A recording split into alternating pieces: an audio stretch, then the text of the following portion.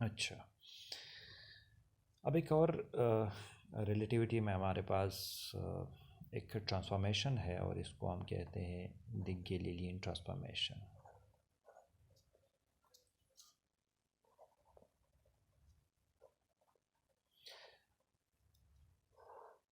Galilean transformation हमारे पास ये असल में रिलेटिविटी तो है, लेकिन इसमें एक पॉइंट है जो हम डिस्कस करेंगे। असल में Galilean transformation is a method of transforming equivalent quantities such as position and velocity from one inertial frame to another inertial frame।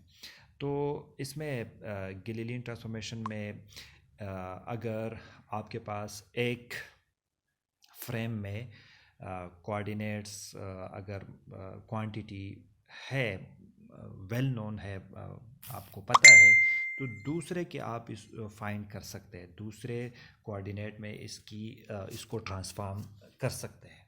तो ये है गैलीलियन ट्रांसफॉर्मेशन के Galilean transformation is a method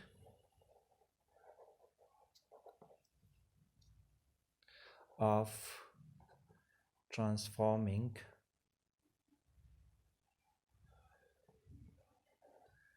equivalent quantities such as position and velocity from one inertial frame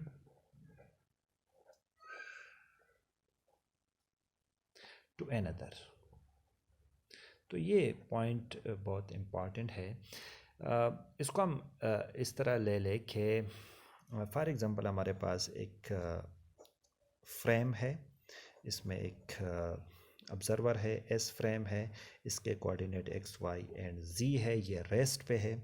एक और frame है initial, ये X prime, Y prime and Z prime, इसको S prime कहते हैं, और ये वी वेलोसिटी के साथ मूव कर रहा है इसी तरफ। और यहाँ पे हमारे पास कुछ इवेंट हो रहा है, कोई भी इवेंट हो रहा है, और विद रिस्पेक्ट टू एस, ये हमारे पास इसके जो कोऑर्डिनेट्स है वो होंगे X Y Z and T, और with respect to S prime इसकी कोऑर्डिनेट होंगे X prime, Y prime, Z prime and T. ये बात याद रखिएगा कि ये जो गैलीलियन ट्रांसफॉर्मेशन है, this is only valid for V is very very less than C. मतलब ये रिलेटिविस्टिक नहीं है, रिलेटिविस्टिक क्लासिकल मैकेनिक्स है। ये रिलेटिविस्टिक क्लासिकल मैकेनिक्स अगर हम अप्लाई कर देते तो ये ट्रांसफॉर्मेशन फेल हो जाते हैं।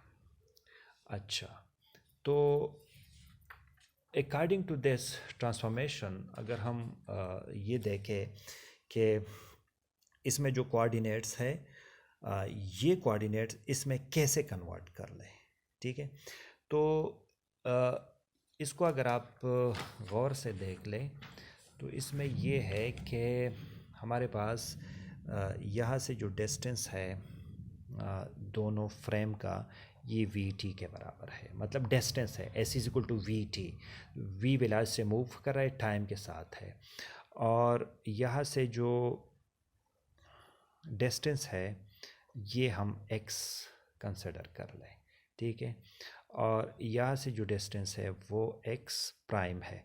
तो इनको अगर हम देख लें, यहाँ से हम रिज़ल्ट निकाल सकते हैं कि ये जो x है, ये x, this x which is equal to this x prime plus this distance, तो ये वी टी के बराबर है। यहाँ से हम x प्राइम निकाल सकते हैं, x prime which is equal to x minus V T. अब यहाँ को अगर आप देख लें, अगर आपको पोजीशन पता है, एक कोऑर्डिनेट आपको पता है एस फ्रेम में, तो आप x प्राइम फाइंड कर सकते हैं। तो ये कन्वर्जन है, तो ये गैलीलियन ट्रांसफॉर्मेशन आपके पास एक कन्वर्जन इस तरह आप कर सकते हैं। फिर ये मूव कर रहा है एक्स डायरेक्शन में, एक्स एक्सिस में, तो आप लोग कह सकते हैं कि y prime is equal to constant है, z prime is equal to constant है, और t विच t प्राइम जो है वो t के बराबर है। यहाँ पे t प्राइम ये एब्सोल्यूट क्वांटिटी है, एब्सोल्यूट क्वांटिटी है, तो इसी वजह से आप इसको मतलब बराबर ले सकते हैं। लेकिन ये ओनली पॉसिबल है कि v is very very less than c।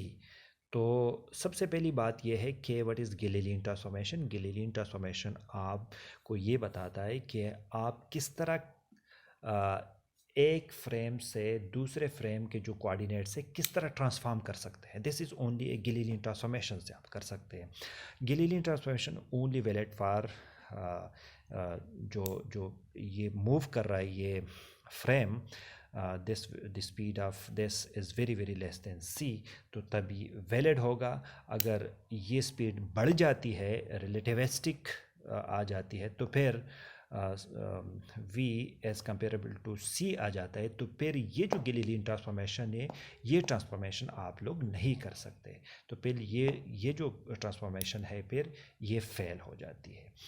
तो फिर कैसे, मतलब अगर हम स्पेशल थ्योरी और इसमें अब बात कर लें, तो ये गिलेलिन ट्रांसफॉर्मेशन किस तरह, मतलब किस तरह फेल हो जाती है। फेल इस तरीके से हो सकता है कि फ़र्ज़ कर ले अगर आपके पास साउंड है, कोई भी साउंड है आपके पास, इधर साउंड आ रहा है, कोई भी साउंड है, और इधर एक ऑब्ज़र्वर है जो रेस्ट पे है। तो ये जो ऑब्ज़र्वर ये साउंड सुनेगा तो उनको 330 मीटर पर सेकंड इस तरह इसको रिसीव होगा। लेकिन अगर ये जो साउंड है, ये साउंड है, और कोई भी ऑब्ज़र्वर इधर है, इधर से मूव कर रहा है 10 मीटर पर सेकंड से, और साउंड भी इस साइड पे आ रहा है, तो ये जो ऑब्ज़र्वर है ये जो स्पीड इसकी साउंड जो फाइनल स्पीड होगा वो होगा 330 प्लस 10, तो ये 340 मीटर पर सेकंड होगा। सिमिलरली अगर एक ऑब्ज़र्वर है, ये मूव कर रहा है इसी डायरेक्शन में और 10 मीटर पर सेकंड से, तो फिर ये इसमें मतलब इसकी स्पीड में कमी आ जाएगी, ये 330 माइनस 10 होगा, तो 320 मीटर पर सेकंड ये सुनेगा, इसको रिसीव होगा। अब अगर सिमिलर ये वाला, ये जो this is according to Galilean transformation, ये गिलेलिन ट्रांसफॉर्मेशन से हम इसको इस तरह ऐड और सब्ट्रैक्ट कर सकते हैं, मतलब एक कोऑर्डिनेट के दूसरे कोऑर्डिनेट हम फाइंड कर सकते हैं। अगर एक पता हो तो दूसरा फाइंड कर सकते हैं। साउंड हमें पता है और इसका ये मूविंग फ्रेम है, इसका हमें नहीं पता, तो ये पता है तो इसको हम फाइंड कर सकते हैं। बहरहाल ये गिलेलिन ट्रांसफॉर्मेशन अगर हम लाइट के लिए अप्लाई कर लें, मतलब कोई भी फ्लैश ऑफ लाइट है, ये फ्लैश ऑफ लाइट है, और इधर हम अप्लाई कर ले इसके लिए, और वही जो हमने स्पीड के लिए किया, एक ऑब्ज़र्वर रेस्ट पे है, फिर मूव कर रहा है अवे एंड फिर टूवर्ड्स, तो अगर कोई ऑब्ज़र्वर है इस साइड पे मूव कर रहा है 10 मीटर पर सेकंड से, तो स्पीड ऑफ लाइट हमें पता है c है प्लस, तो ये तो अकॉर्डिंग टू गिलेलिन ट्रांसफॉर्मेशन ये तो होगा c प्लस 10, तो ये तो एड अप हो गया, या मूव कर अवे तो ये c माइनस 10 हो जाएगा। तो यहाँ पे एक कन्फ्यूजन ये है कि स्पीड ऑफ लाइट तो कांस्टेंट है, इसको हम डिक्रीज़ कर सकते हैं ना इंक्रीज़ कर सकते हैं, तो कांस्टेंट ही रहेगा। तो यहाँ पे जो हमने बात की है ये हमने गिलेलिन ट्रांसफॉर्मेशन अप्लाई की है, ठीक है। तो मतलब ये हुआ कि Galilean transformation is only valid for low speed, यहाँ पे स्पीड ऑफ लाइट के लिए हम यूज़ नहीं कर सकते गिलेलिन ट्रांसफॉर्मेशन, ठीक है।